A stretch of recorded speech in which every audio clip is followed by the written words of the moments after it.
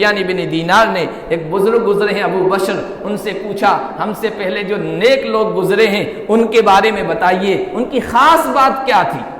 تو حضرت ابو بشر نے کہا کہ کانوا یعملون یسیرا ویؤجرون کثیرا، وہ عمل تھوڑا کرتے تھے، اللہ کی طرف سے اجر ان کو زیادہ ملتا تھا۔ انہوں نے پوچھا ایسا کیوں؟ تو کہا کہ لسلامت صدورہم، بندوں کے لیے ان کا سینہ پاک تھا، صاف تھا۔ جمعرات کو اللہ کی بارگاہ میں بندوں کے اعمال پیش کیے جاتے ہیں، فیغفروا، بخشش کر دی جاتی ہے، مغفرت کے فیصلے کر دیے جاتے ہیں اللہ کی طرف سے، سوائے مشرک کے یا مشاہن کے۔ مشرک کی معافی نہیں ہوگی اور مشاہن کی معافی نہیں ہوگی۔ رحمت ان موقعوں پر بڑی پرجوش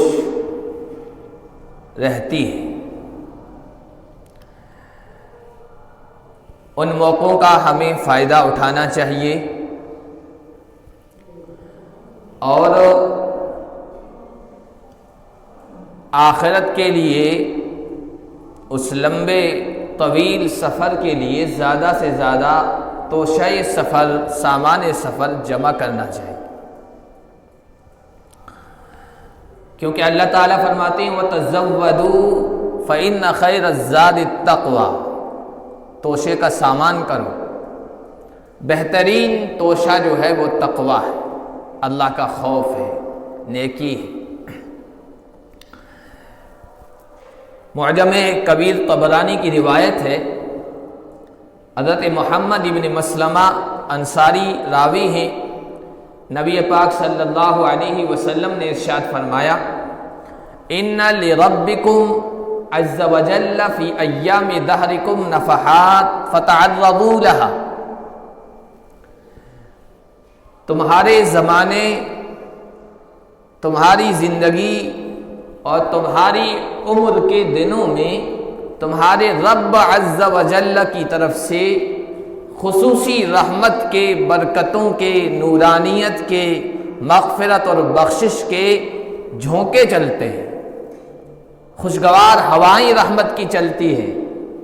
آپ صلی اللہ علیہ وسلم نے ارشاد فرمایا فتعرضوا لها، جب اللہ کی طرف سے مغفرت اور رحمت اور بخشش کے یہ خصوصی خوشگوار بہترین لمحات آئیں اور جھونکے چلے، تو جس طرح ٹھنڈی ہوا چلتی ہے اور آپ یوں کھڑے ہو جاتے ہیں اور سینہ کھول دیتے ہیں، اچھا محسوس ہوتا ہے، حضور نے فرمایا جب یہ رحمت کے جھونکے چلیں تو تم ان کے سامنے آؤ، لعل احدکم ان تصیبہ منها نفحہ، ہو سکتا ہے ان جھونکوں میں سے کوئی جھونکا تمہیں پہنچ جائے، تمہیں مل جائے، لا یشقى بعدها ابدا، کہ اس کے بعد وہ کبھی بدبخت نہیں رہے گا، محروم القسمت نہیں رہے گا۔ یہ جو اللہ کی طرف سے رحمت کے جھونکے چلتے ہیں، جن دنوں میں، جن مہینوں میں، جن مرحلوں میں چلتے ہیں، ان مرحلوں میں سے ایک مرحلہ، ایک وقفہ شعبان کا مہینہ بھی ہے، جس کی آج ایک تاریخ ہے۔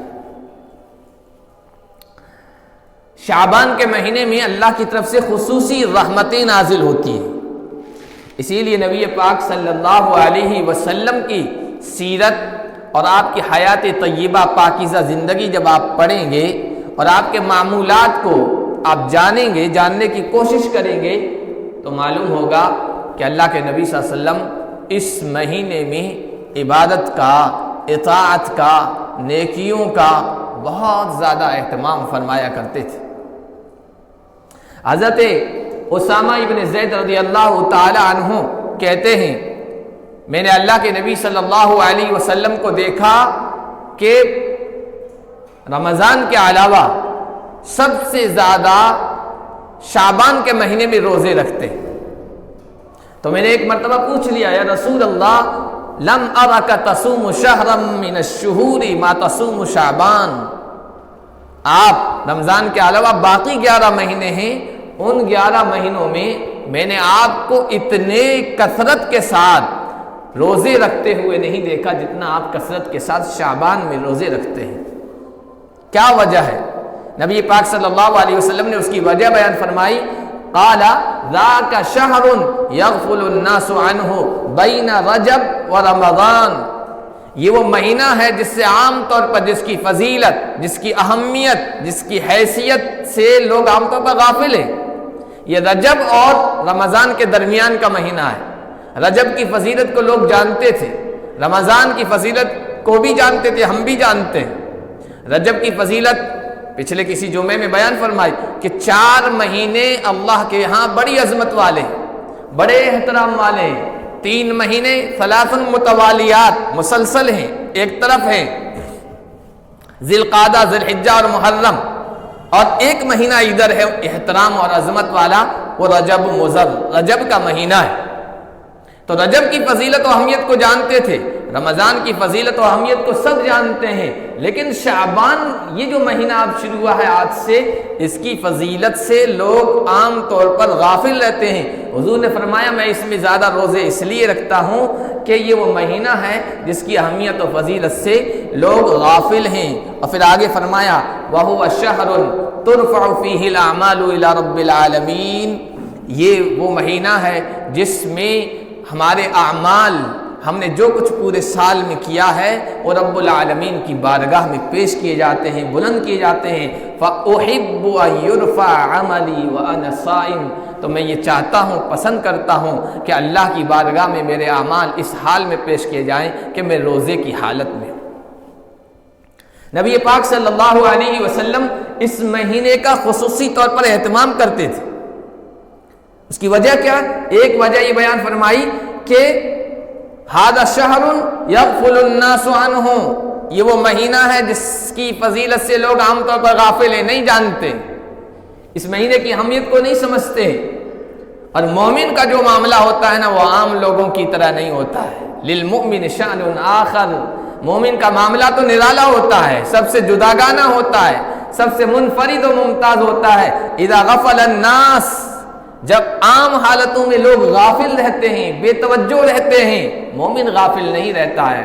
وَإِذَا نَامَ النَّاسُ قَامَ الْمُؤْمِنُ، جب سب لوگ میٹھی نیند سو رہے ہوتے ہیں، نیند لے رہے ہوتے ہیں اور نیند کا لطف و مزہ اٹھا رہے ہوتے ہیں، مومن اس وقت اللہ کی بارگاہ میں کھڑا ہوتا ہے، قیام اللیل کرتا ہے، تہجد پڑھتا ہے۔ وَإِذَا أَفْطَرَ النَّاسُ صَامَ الْمُؤْمِنُ، جب سارے لوگ بے روزہ ہوتے ہیں، مومن کی شان یہ ہوتی ہے کہ وہ اس وقت بھی روزے دار ہوتا ہے۔ مومن غفلت کے موقعوں پر، غفلت کی جگہوں پر، غفلت کے حالات میں، غفلت کے زمانوں میں، غفلت کے ٹائم میں بھی غافل نہیں رہتا ہے، چنانچہ اس کی وجہ سے اللہ کا محبوب بن جاتا ہے، اللہ کی محبت حاصل کرتا ہے۔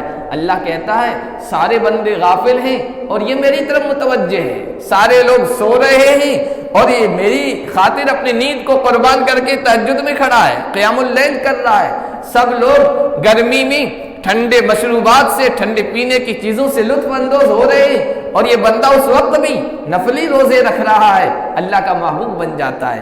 اس لیے حدیث میں آیا نا ثلاثۃ یحبہم اللہ وثلاثۃ یبغضہم اللہ، 3 لوگ ایسے ہیں جن کو اللہ پسند کرتا ہے تو اللہ کے محبوب بن جاتے ہیں، اور 3 لوگ وہ ہیں جو اللہ کے مبغوض بن جاتے ہیں، ناپسندیدہ بن جاتے ہیں۔ پھر حضور نے فرمایا اما الثلاثۃ الذین یحبہم اللہ، وہ 3 لوگ جو اللہ کے محبوب بن جاتے ہیں، اللہ جن سے محبت کرتا ہے، فرجل اتی قوما فسألهم باللہ ولم يسألهم بقرابۃ بینہم فمنعوہ، ایک وہ آدمی ہے جو کچھ لوگوں کے پاس جاتا ہے اور محتاج ہے، ضرورت مند ہے، ان لوگوں کے پاس جا کر اللہ کا واسطہ دیتا ہے، اللہ کے واسطے محتاج ہوں، ضرورت مند ہوں، میرا تعاون کر دو، میری مدد کر دو، مجھے کچھ دے دو، میرے سہارا بن جاؤ۔ فمنعوہ، وہ منع کرتے ہیں، نہیں بھائی ہم نہیں دیتے ہیں، اس کو ایسے ہی روانہ کر دیتے ہیں۔ لیکن ان لوگوں میں ایک آدمی بڑا خوش قسمت ہوتا ہے، فتخلف رجل بعقابہم، ان میں سے ایک آدمی کھڑا ہو جاتا ہے، وَعَطَاهُ سِرًّا، اور چپکے سے جا کر اس کی مدد کر دیتا ہے، کوئی رشتہ داری نہیں، کوئی قرابت نہیں، کوئی ریلیشن نہیں ہے، محتاج سمجھا اور اس کی ضرورت جا کے پوری کری۔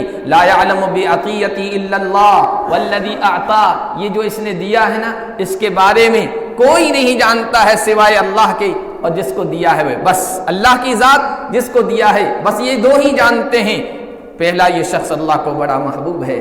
دوسرا وقوم ساروا لیلتہم حتی اذا کان النوم احب الیہم مما یعدل بہ، کچھ لوگ سفر میں تھے، دن بھر چلتے رہے، پھر رات کے وقت بھی سفر جاری رکھا، یہاں تک کہ رات میں ایسا وقت آیا جب نیند غالب آ جاتی ہے، آنکھیں بند ہونے لگتی ہے، نیند کی سخت ضرورت محسوس ہوتی ہے۔ نزلوا فوضعوا رؤوسہم، انہوں نے ایک جگہ قیام کیا، پڑاؤ ڈالا، اپنے سروں کو نیچے رکھ دیا اور سو گئے۔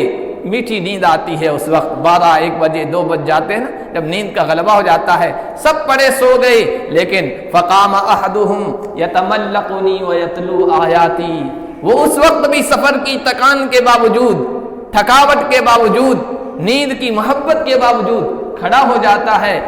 یتملقنی لفظی ترجمہ ہوتا ہے میری چاپلوسی کرتا ہے، میری تعریفیں کرتا ہے، میرے سامنے کھڑا ہو جاتا ہے، قرآن کی تلاوت کرتا ہے، یعنی تہجد میں کھڑا ہو جاتا ہے۔ یہ دوسرا آدمی ہے جو مجھے یعنی اللہ کو بہت محبوب ہے۔ تیسرا آدمی وَرَجُلٌ كَانَ فِي سَرِيَّةٍ، تیسرا محبوب جو اللہ کو ہے وہ آدمی ہے کہ ایک لشکر گیا دشمنوں سے لڑنے کے لیے، ان کے ساتھ تھا، فَلَقَوْا الْعَدُوَّ فَهُزِمُوا، دشمن کا جب مقابلہ ہوا، مٹ بھیڑ ہوئی، دشمن غالب آ گیا، سب نے شکست کھا لی، بھاگنے کی تیاری کرنے لگے۔ فَأَقْبَلَ بِصَدْرِهِ حَتَّى يُقْتَلَ أَوْ يَفْتَحَ اللَّهُ لَهُ، لیکن اس نے بہادری دکھائی، شجاعت دکھائی، اپنے سینے کو تان کر دشمنوں کا مقابلہ کرتا رہا۔ پھر 2 صورتیں پیش آئی، یا تو وہ شہید کر دیا گیا یا اللہ نے اسے فتح عطا فرمائی۔ یہ تیسرا آدمی بھی اللہ کو بہت محبوب ہے۔ اب ان 3 محبوب، جو 3 لوگ اللہ کو محبوب ہیں، ان میں اگر کامن چیز دیکھیں آپ، قدر مشترک جسے کہتے ہیں، کامن چیز وہ یہ ہے کہ ان کے عمل کو اللہ تعالیٰ کے علاوہ کوئی نہیں جانتا ہے۔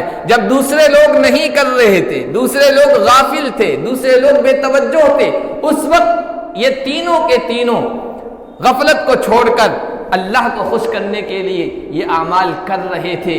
تو حضور نے فرمایا ثلاثۃ یحبہم اللہ، یہ 3 لوگ وہ ہیں جو اللہ کو بڑے محبوب ہیں، اللہ جنہیں بڑے محبوب رکھتے ہیں۔ تو غفلت کے وقت عبادت کرنا، جب سارے لوگ بے توجہ ہوں، نیکی کی طرف نہیں آ رہے ہوں، اس وقت نیکی کرنا بہت مشکل کام ہوتا ہے، لیکن بندہ نیکی کی طرف آتا ہے تو اللہ کو بڑا محبوب بن جاتا ہے۔ حضور علیہ الصلوۃ والسلام نے یہ بھی ارشاد فرمایا، آپ کی احادیث سے پتہ چلتا ہے غفلت کے وقت بندہ جب کوئی نیک عمل کرتا ہے نا تو اجر، ثواب، عمل کی ریٹ، عمل کی قیمت بڑھا دی جاتی ہے۔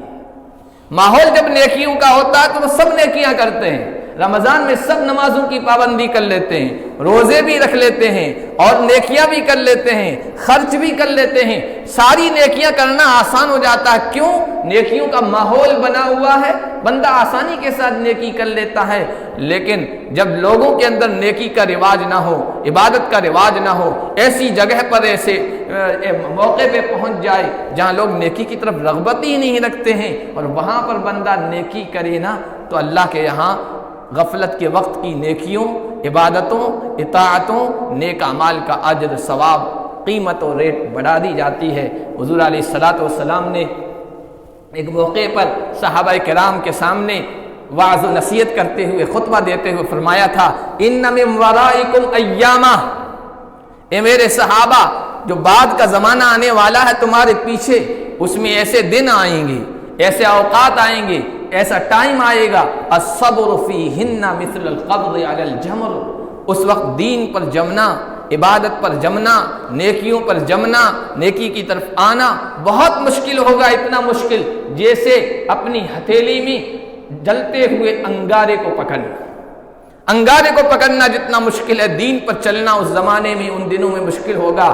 للعامل فیہن مثل اجر 50 رجلا یعملون مثل عملکم، ان دنوں میں اگر کوئی نیکی پر عمل کرے گا اور اطاعت پر جمے گا، دین پر جمے گا، شریعت کو اختیار کرے گا، تو تم میں سے 50 لوگوں کے برابر اس کو ثواب ملے گا۔ تو صحابہ کو تعجب ہوا، انہوں نے کہا رسول اللہ اجر 50 منا و منہم، ہم میں سے 50 لوگوں کے برابر اس کو ایک نیکی کا ثواب ملے گا ایک عبادت کا، یا اس زمانے کے 50 لوگوں کے برابر؟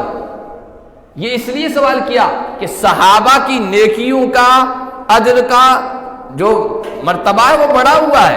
حضور نے فرمایا تم میں سے آدھا کلو یا آدھا سا، نصف سا، اگر تم میں سے کوئی احد پہاڑ کے برابر سونا خرچ کر دینا تو میرے صحابہ کے آدھا کلو جو ہے نا وہ اس سے بڑا ہوا ہے۔ صحابہ کا آدھا کلو جو خرچ کرنا تم میں سے کسی کے احد پہاڑ کے برابر سونا خرچ کرنے سے بھی بڑا ہوا ہے۔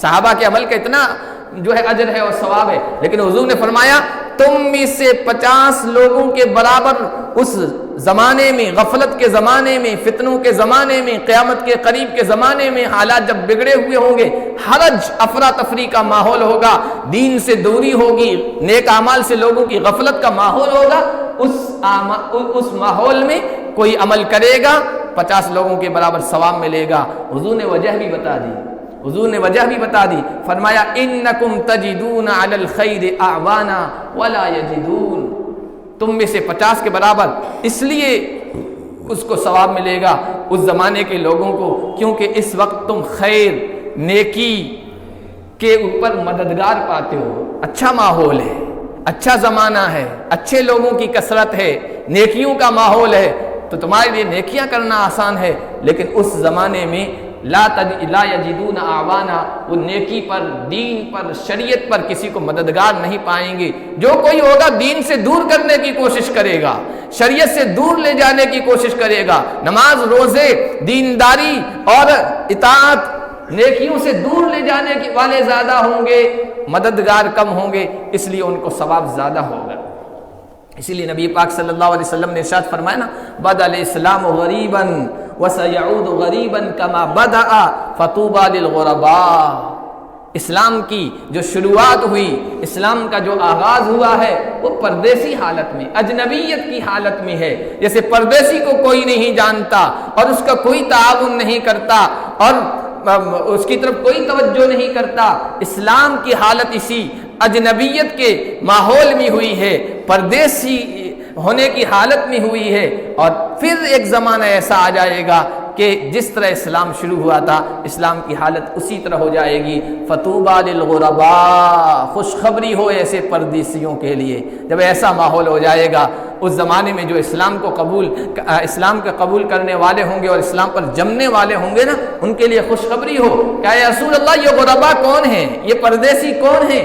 قال الذين يصلحون اذا فسد الناس یا يصلحون اذا فسد الناس، یہ غریب لوگ، یہ پردیسی لوگ، یہ اجنبی لوگ وہ ہوں گے جب پورا ماحول خراب ہو جائے گا، لوگ فساد میں مبتلا ہو جائیں گے، خرابیوں میں، گناہوں میں، معصیت میں، فحاشی میں، برے ماحول میں لوگ رہیں گے، اور یہ جمے رہیں گے نیکیوں پر اور برائی کے خاتمے کی کوشش کریں گے، اصلاح کی کوشش کریں گے، سماج سدھار کی کوشش کریں گے، نیکیوں پر لوگوں کو لانے کی کوشش کریں گے، یہ ہیں غرباء۔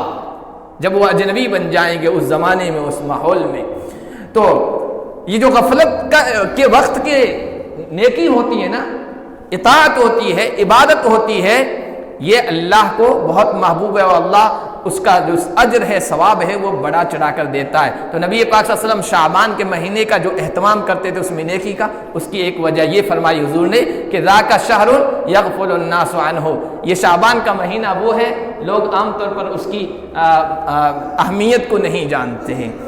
دوسری وجہ شعبان کے مہینے کے اہتمام کی یہ ہے کہ یہ وہ مہینہ ہے جس میں اللہ کے دربار میں بندوں کے اعمال پیش کیے جاتے ہیں۔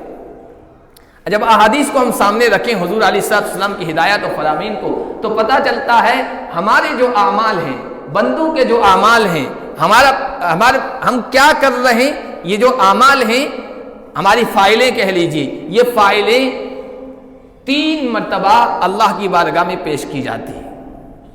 ایک تو روزانہ، حضور علیہ السلام کی حدیث ہے کہ یرفع العمل کل لیل و نہار، روزانہ آپ نے سنا ہوگا کہ فجر کے وقت فرشتوں کی ڈیوٹی بدلتی ہے، عصر کے وقت فرشتوں کی ڈیوٹی بدلتی ہے، اور یہ جو بندہ اعمال کرتا ہو اللہ کی بارگاہ میں پیش کرتے ہیں۔ تو روزانہ ہمارا عمل، ہماری فائل اللہ کی بارگاہ میں پیش کی جاتی ہے۔ دوسرا، ہفتے کے اعتبار سے پیر اور جمعرات کو بندوں کے اعمال اللہ کی بارگاہ میں پیش کیے جاتے ہیں۔ حضور علیہ الصلوۃ والسلام نے ارشاد فرمایا کہ پیر اور جمعرات کو اللہ کی بارگاہ میں بندوں کے اعمال پیش کیے جاتے ہیں، فیغفروا، بخشش کر دی جاتی ہے، مغفرت کے فیصلے کر دیے جاتے ہیں اللہ کی طرف سے، سوائے مشرک کے یا مشاہن کے۔ مشرک کی معافی نہیں ہوگی اور مشاہن کی معافی نہیں ہوگی۔ مشاہن کون ہے؟ دو آپس میں لڑنے والے، بغض اور کینہ، نفرت، عداوت اور دشمنی کے جذبات اپنے دل میں رکھنے والے، ان کے بارے میں کہا جاتا ہے اترکوا ھذین حتی یصطلحا، ان کی مغفرت اور ان کی بخشش کا معاملہ پینڈنگ میں رکھو، ان کا اعلان مت کرو ان کی بخشش کا، یہاں تک کہ یہ دشمنی کو چھوڑ دیں، نفرت اور کینہ کپٹ کو اپنے سینے سے نکال دیں اور آپس میں صلح کر لیں۔ جب تک صلح نہ کریں تو ان کا معاملہ پینڈنگ میں رکھو، باقی سب کو معاف کر دو، مشرک کو نہیں، کینہ کپٹ رکھنے والے کو نہیں۔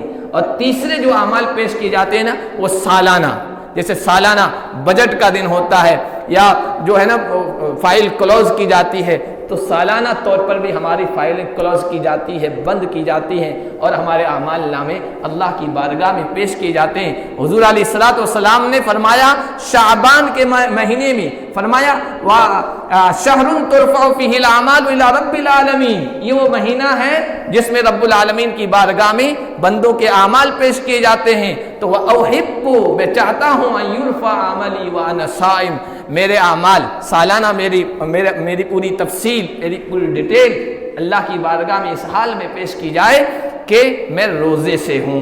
اس لیے شعبان میں زیادہ سے زیادہ حضور روزے رکھا کرتے تھے۔ اب حضور روزہ کیوں رکھا کرتے تھے؟ حضور روزہ کیوں رکھا کرتے تھے؟ اس کی کیا حکمت ہے؟ دوسرے بھی تو نیک اعمال کر سکتے تھے کثرت کے ساتھ بہت زیادہ، لیکن روزہ تو علماء نے فرمایا ایک تو یہ کہ روزے کی حالت میں بندے کے تمام اعضاء، جوارح، اس کے باڈی کے جو بھی اہم حصے ہیں وہ بالکل بیدار ہو جاتے ہیں، بالکل تیقظ کی حالت میں ہوتے ہیں، بیداری کی حالت میں ہوتے ہیں۔ اور دوسری وجہ لکھی کہ روزہ مستمر عبادت ہے۔ مستمر کا کیا مطلب؟ صبح سحری کا وقت ختم ہوا اس وقت سے لے کر سورج کے غروب ہونے تک مسلسل یہ عبادت چلتی رہتی ہے۔ کوئی دوسری عبادت ہوتی تھوڑی دیر قرآن کی تلاوت کرتے، بیچ میں کھانے پینے دوسری چیزوں کی ضرورت پیش آ جاتی، نماز ہوتی تو اس میں بھی دوسری حالت بدل سکتی تھی، کوئی اور نیکی ہو سکتی تھی تو بیچ میں گیپ پڑ سکتا تھا۔ روزہ ایک ایسی عبادت ہے جس میں صبح صادق کے طلوع سے لے کر غروب تک، سورج ڈوبنے تک گیپ نہیں رہتا ہے، یہ کنٹینیو رہتا ہے، مسلسل یہ عبادت رہتی ہے۔ اب اس بیچ میں کسی بھی گھڑی میں اللہ کی بارگاہ میں جب عمل پیش کیا جائے گا تو بندہ عبادت میں ہوگا، روزے کی نیکی میں ہوگا اور روزے کی اطاعت میں ہوگا۔ اس لیے حضور نے فرمایا کہ میں چاہتا ہوں روزے کی حالت میں میرے سالانہ اعمال اللہ کی بارگاہ میں پیش کیے جائیں۔ تیسری وجہ علماء کرام نے جو روزے کی حالت میں اس کی جو حکمت بیان فرمائی ہے وہ یہ ہے کہ جو آدمی روزہ رکھتا ہے نا تو دوسری نیکیاں بھی کر لیتا ہے۔ روزہ رکھنے کے لیے سحری کے وقت اٹھے گا، تہجد بھی پڑھ لے گا، فجر کی بھی پابندی ہو جائے گی اور دوسری نمازوں کی بھی پابندی ہو جائے گی۔ بھائی میں صبح اٹھاؤں، نیند قربان کی ہے، بھوکا رہ رہا ہوں، پیاسا رہ رہا ہوں اور میں فرض نمازیں چھوڑ دوں گا تو وہ نمازی نہیں چھوڑتا ہے، دوسرے نیک کام بھی کرتا ہے۔ اس لیے حضور نے فرمایا میں روزے کی حالت میں چاہتا ہوں میرے اعمال پیش کیے جائیں اللہ کی بارگاہ میں۔ تو یہ دو وجہ ہوئی، شعبان کے مہینے میں نیکیوں کی کثرت کی یا اس مہینے کے خصوصی اہتمام کی حضور علیہ الصلوۃ والسلام کے۔ اور تیسری جو وجہ ہے وہ یہ حدیث میں آئی کہ یہ وہ مہینہ ہے جس مہینے میں ایک رات آتی ہے، ان اللہ تعالی لا يطلع في ليلة النصف من شعبان فيغفر لجميع خلقه الا لمشرك او مشاهن۔ اس مہینے کی ایک رات آتی ہے 15ویں رات، اس میں اللہ تعالیٰ مخلوق کے دلوں کو جھانکتے ہیں اور پھر ہر انسان کی مغفرت کے اور بخشش کے فیصلے فرماتے ہیں۔ ہاں جو مشرک اور مشاہن یا جو کینہ کپٹ میں، بغض میں، اور جس کا سینہ جو ہے نا عداوت سے، کینے سے بھرا ہوا ہے، اس کی بخشش نہیں ہوتی ہے۔ تو اللہ کے نبی صلی اللہ علیہ وسلم اس مہینے میں خصوصی اہتمام فرمایا کرتے تھے تاکہ اللہ تعالیٰ نیکی کی حالت میں ہمارے دلوں کو جھانکیں اور دیکھیں اور مغفرت اور بخشش کا فیصلہ فرما دیں۔ اور چوتھی وجہ جو ہے نا وہ علماء نے فرمائی انہ خیر استعداد لخیر آت، شعبان کے بعد اب ایک بہترین، معزز، مکرم، قابل احترام مہمان مہینہ آنے والا ہے رمضان کا۔ جب بڑا مہمان آتا ہے، معزز مہمان آتا ہے، ہر طرح سے اس کے اکرام اور احترام کا خیال رکھا جاتا ہے۔ تو رمضان ہی، شعبان ہی سے نیکیوں کی تیاری کر لی، روزے کی تیاری کر لی اور دوسری نیکیاں کرنے لگ گئے، تو یہ جو معزز مہمان رمضان کی شکل میں آ رہا ہے اس کے لیے یہ بہترین تیاری ہے، اس کو ویلکم کرنے کے لیے، اس کے استقبال کے لیے۔ اس لیے ہمارے سلف بزرگ فرمایا کرتے تھے کہ رجب کا جو مہینہ گزر چکا، یہ رجب شہر الزرعی، بیج ڈالنے کا مہینہ ہے، زمین کے اندر بیج ڈالنے کا مہینہ ہے۔ وشہر شعبان شہر السقیا، یہ جو شعبان کا مہینہ آج شروع ہو گیا ہے یہ اس بیج کو سیراب کرنے، پانی ڈالنے کا مہینہ ہے۔ وشہر رمضان شہر الحصاد، اور رمضان کا جو مہینہ ہے وہ کھیتی کاٹنے کا اور نیکیوں کو جمع کرنے کا، ذخیرہ کرنے کا مہینہ ہے۔ تو یہ رمضان کی تیاری کے لیے حضور ایسا کیا کرتے تھے۔ اب یہ ہے کہ ہم شعبان میں کون سے اعمال کریں، تو وہ مختصر طور پر میں بتا دیتا ہوں۔ سب سے پہلی چیز شعبان کے مہینے میں ہمیں رمضان کی تیاری میں کرنا چاہیے وہ یہ ہے کہ اپنے سینے کو کینے سے پاک کر لینا چاہیے۔ یاد رکھیے ہمارے اسلاف فرمایا کرتے تھے افضل اعمال 3 ہیں۔ ایک سلامت الصدر، سینہ کسی کے بھی کینے سے پاک۔ دوسرا فرمایا کہ سخاوت النفس، بندہ سخی ہو، نفس کے اندر اس کے سخاوت ہو۔ تیسرا فرمایا کہ النصیحۃ للامہ، امت کے افراد کے لیے اس کے دل میں بہی خائی کا، اچھا چاہنے کا جذبہ ہو، سب کو نفع پہنچے چاہے میں نقصان میں رہوں، یہ ہے نصیحت، یہ خیر خواہی کا جذبہ بندے کے اندر ہو۔ اور اسلاف فرمایا کرتے تھے ہمارے جو بزرگوں نے بڑا رتبہ پایا، مقام پایا اللہ کے یہاں، وہ روزوں کی کثرت کی وجہ سے نہیں، نمازوں کی کثرت کی وجہ سے نہیں، عبادتوں کی کثرت کی وجہ سے نہیں، ان 3 خوبیوں کی وجہ سے ان کا سینہ پاک ہوتا تھا، وہ سخی ہوتے تھے اور پوری امت کی بھلائی چاہتے تھے، اس لیے ان کو بڑا مقام ملا۔ حضرت سفیان بن دینار نے، ایک بزرگ گزرے ہیں ابو بشر، ان سے پوچھا ہم سے پہلے جو نیک لوگ گزرے ہیں ان کے بارے میں بتائیے، ان کی خاص بات کیا تھی؟ تو حضرت ابو بشر نے کہا کہ کانو یعملون یسیرا ویؤجرون کثیرا، وہ عمل تھوڑا کرتے تھے، اللہ کی طرف سے اجر ان کو زیادہ ملتا تھا۔ انہوں نے پوچھا ایسا کیوں؟ تو کہا کہ لسلامت صدورہم، بندوں کے لیے ان کا سینہ پاک تھا، صاف تھا۔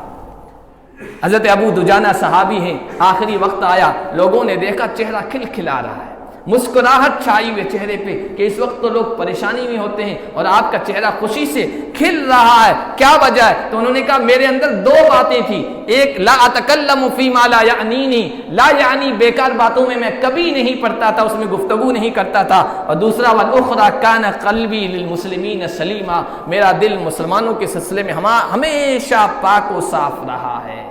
تو سب سے پہلے اپنا سینہ پاک کر لیں اس مہینے میں عبادت کے لیے اور رمضان کی تیاری کر لیں۔ دوسرا روزے کی کثرت کریں، زیادہ سے زیادہ روزہ رکھنے کی کوشش کریں۔ حضور اس مہینے میں زیادہ سے زیادہ روزہ رکھا کرتے تھے۔ ازواج مطہرات کے رمضان کے روزے اگر چھوٹے ہوتے تھے، قضا نہیں ہوتی تھی، تو اس مہینے میں قضا کیا کرتی تھی۔ اور تیسری جو چیز ہے وہ یہ کہ اس مہینے میں قرآن کی طرف ہماری توجہ۔ خادم رسول حضرت انس کہتے ہیں کان المسلمون اذا دخل شعبان اکبوا علی المصاحف فقرؤوا، جب شعبان کا مہینہ آتا تھا تو مسلمانوں کا، صحابہ و تابعین کا یہ معمول ہوتا تھا کہ وہ ساری چیزیں چھوڑ دیتے تھے، قرآن کے اوپر منہمک ہو جاتے تھے، قرآن کھول دیتے تھے، قرآن کی تلاوت کرتے تھے۔ اور آگے فرماتے ہیں کہ شعبان ہی کے مہینے میں زکوٰۃ وقات دینے سے فارغ ہو جاتے تھے تاکہ رمضان کو مکمل طور پر عبادت اور نیکیوں میں خرچ کریں، استعمال کریں، کیونکہ اگر اس وقت ہم زکوٰۃ نکالیں گے ہمارا ٹائم بھی اس کے نکالنے میں جائے گا اور لوگوں کا بھی ٹائم اس میں خرچ ہوگا۔ آج آپ دیکھ لیے رمضان کے مہینے ہی لوگ زکوٰۃ نکالتے ہیں، خود کا وقت بھی اس میں صرف ہو جاتا ہے اور لینے والوں کا بھی، اور دونوں زیادہ نیکیاں نہیں کر پاتے ہیں۔ صحابہ و تابعین کا یہ عمل تھا، شعبان میں سب کچھ فارغ کر کے زکوٰۃ نکال کر بالکل رمضان کے لیے خالی ہو جایا کرتے تھے۔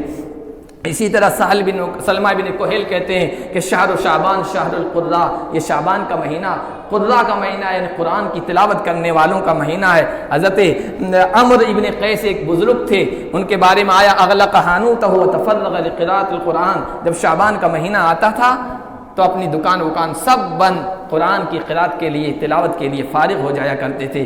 تو تیسری جو چیز ہے وہ یہ کہ قرآن کی تلاوت کی طرف توجہ دیں۔ کثرت صوم، روزوں کے بارے میں میں نے بتا دیا۔